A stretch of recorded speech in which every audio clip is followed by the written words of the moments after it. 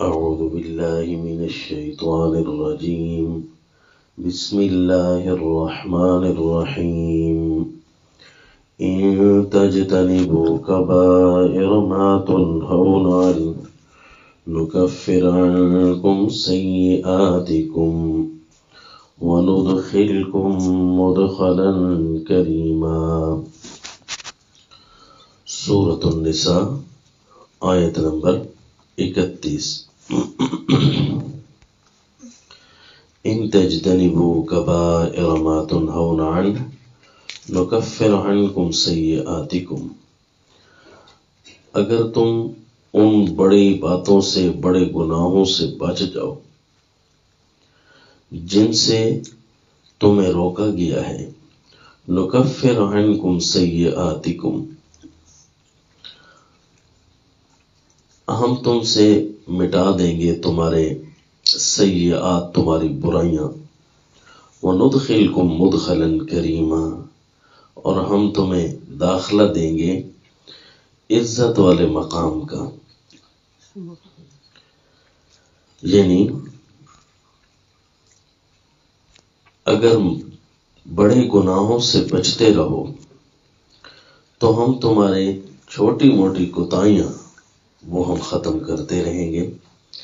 بڑے گناہ کون سے ہوتے ہیں؟ کبیرہ اور صغیرہ.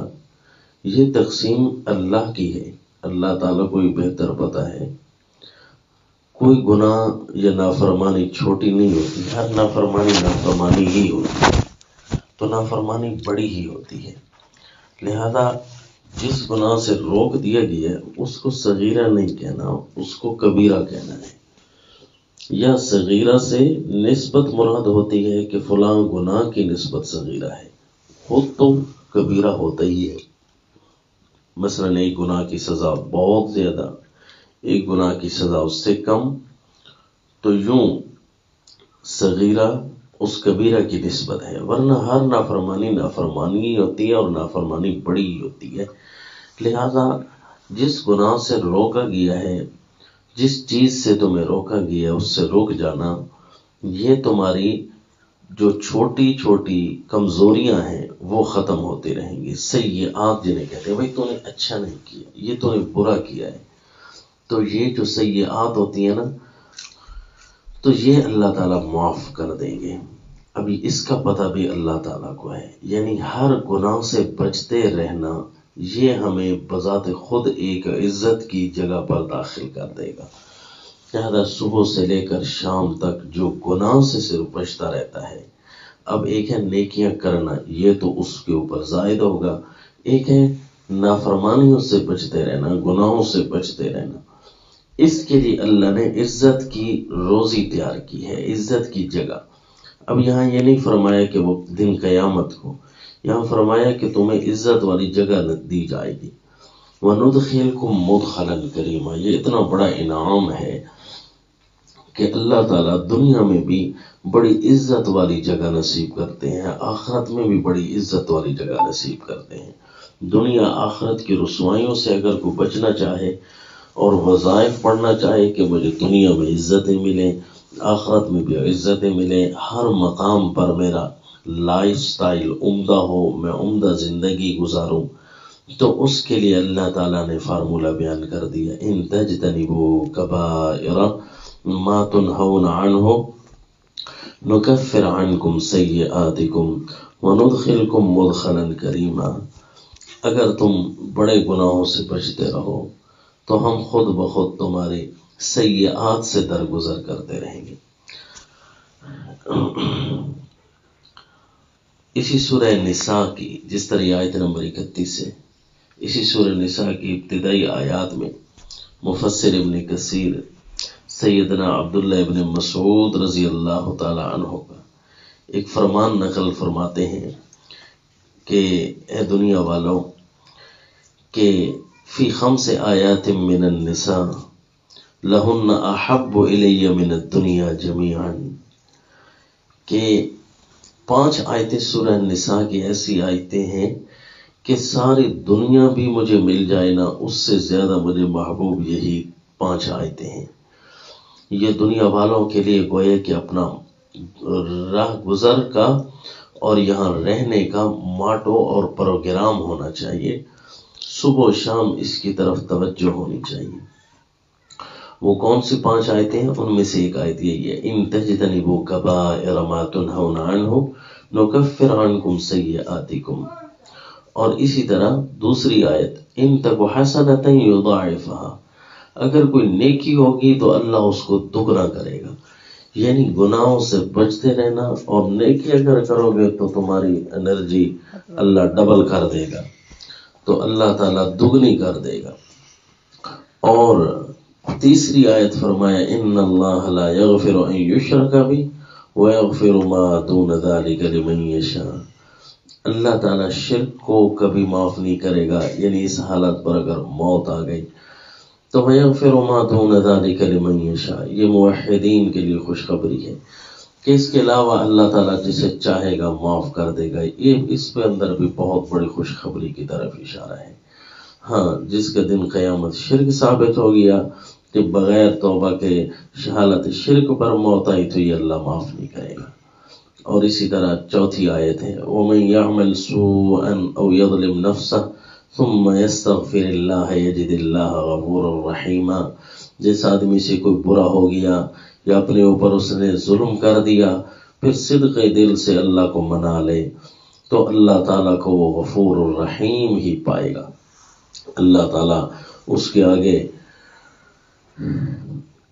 ٹال مٹول اس کے سامنے نہیں کریں گے. اللہ تعالیٰ یہ نہیں فرمائیں گے کہ میں تجھے معاف نہیں کرتا، یہ نہیں. اگر صدق دل سے وہ توبہ کرتا ہے کہ واپس آ جاتا ہے، یہ نہیں کہ گناہ بھی کھڑا رہا اور توبہ کر رہا ہے، نہیں، صدق دل سے توبہ کرتا ہے تو اللہ اسے معاف کر دیں گے، استغفار کرتا ہے.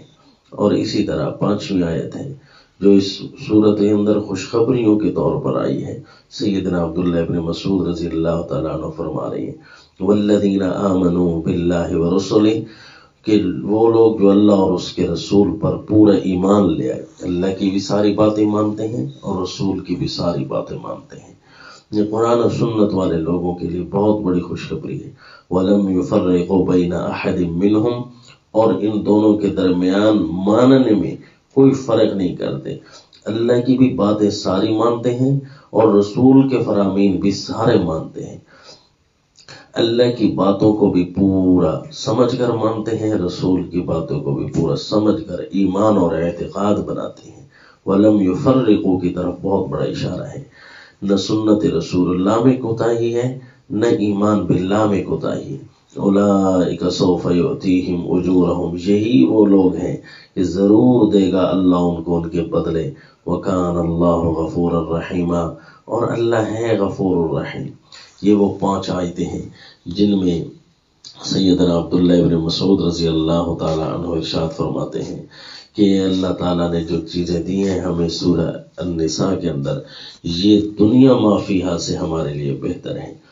اور ان تجتنبوا کبائر، یہ بڑے گناہوں سے جو بچنے کا حکم ہے، اس کے صرف یہی فوائد اس طریقے سے ہیں کہ وَنُدْخِلْكُمْ مُدْخَلًا كَرِيمًا، کہ ہر مقام وہ بندہ عزت کا پائے گا جب گناہوں سے بچتا رہے گا.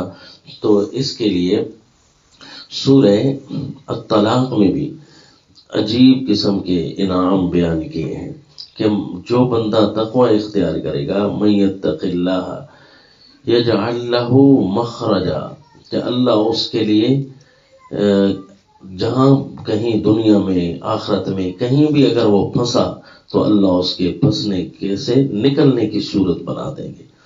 اور دوسرا انعام بھی ذکر کیا کہ بندے کے پاس رزق کم ہو تو کہیں اس کی عزت پر فرق نہ آ جائے، اللہ یرزقہ من حیث لا یحتسب، پھر اللہ اس گناہ سے بچنے والے کے لیے رزق کے بھی ایسے بندوبست کرے گا کہ وہ اس کو گمان تک بھی نہیں ہوگا.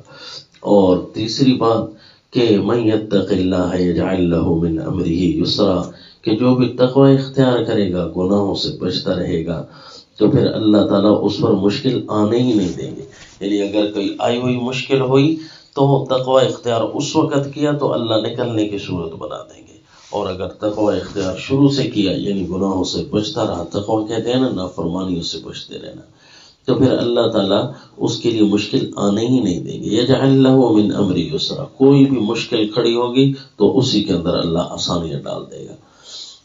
اور پھر فرمایا جو بندہ تقوی اختیار کرے گا، من یتق اللہ یکفر عنہ سیئاتہ، کہ اللہ اس کی برائیاں جو چھوٹی موٹی کوتاہیاں ہوتی رہتی ہیں چلتے پھرتے ہوئے بات کرتے ہوئے، پھر اللہ تعالیٰ اس کے لیے وہ بھی مٹاتا رہے گا. وَيُعْظِمْ لَهُ أَجْرًا، اور اللہ تعالیٰ اس کا اجر جو ہے بہت بڑا کر دیں گے. یعنی کوئی بھی کام کرے گا اجر اس کو تھوڑا نہیں ملے گا بلکہ اس کو بہت بڑا اجر ملے گا. یہ ہے اس سورہ النساء کی آیت میں کہ وَنُدْخِلْكُمْ مُدْخَلًا كَرِيمًا، ہم اسے عزت کے داخلے دیں گے. یعنی ہر مقام پر وہ عزت دیکھے گا، صرف اس بات پر کہ یہ گناہ سے بچتا رہا. گناہ سے بچتا رہنا اتنی بڑی اللہ تعالیٰ کو خوشی دلاتا ہے، اور اللہ تعالیٰ خوش ہو جاتے ہیں کہ اس کے لیے اتنے بڑے بڑے انعام کر دی. حتیٰ کہ سورہ الاحزاب میں یوں بھی فرمایا یا ایھا الذین آمنوا اتقوا اللہ وقولوا قولا سدیدا یصلح لکم اعمالکم ویغفر لکم ذنوبکم، کہ جو بندہ تقوی اختیار کرے گا، اے ایمان والو اللہ کی نافرمانیوں سے بچ کر رہنا، کیا ہوگا؟ یصلح لکم اعمالکم، تمہارا کوئی کام غلط نہیں اللہ رہنے دے گا، ہر کام اللہ تمہارا ٹھیک کر دے گا. یعنی توڑ میں بھی اللہ خیر ڈال دے گا. یصلح لکم اعمالکم، یہ بھی بہت بڑی بات ہے. جس طرح اصحاب کہف تھے کہ غار میں داخل ہوئے، بظاہر تو یہ ہے کہ دنیا سے ٹوٹ رہے ہیں، بظاہر تو یہ ہے کہ نقصان ہو رہا ہے، لیکن انہوں نے جاتے ہی دعا مانگ لی ربنا آتنا من لدنک رحمہ وہیئ لنا من امرنا رشدا، اے اللہ رحمت نصیب فرما، اور ہم جہاں جا رہے ہیں اس کام کے اندر تو اس ٹوٹنے میں بھی تو خیر اور رشد ڈال دے. تو پھر اللہ تعالیٰ نے ان کا کام ایسے جوڑا کہ وہ پوری دنیا دیکھ رہی تھی. اسی طرح اللہ تعالیٰ غیبانہ اسباب داخل کر دیتا ہے، یعنی عزت کے مقام اللہ اسے نصیب کرتا ہے، ہمیشہ عزت ہمیشہ عزت، حتیٰ کہ سارے اس کے لیے ذلت کے راستے ڈھونڈنے کی کوشش کریں تب بھی اللہ تعالیٰ اس کو عزت کے مقام پر داخل کرے گا، صرف اس بات پر کہ یہ گناہوں سے بچتا ہے. اب جو نیکیاں بہت بڑی کرتا ہے اس کے سوچو کتنے انعام ہوں گے. وما علینا الا البلاغ.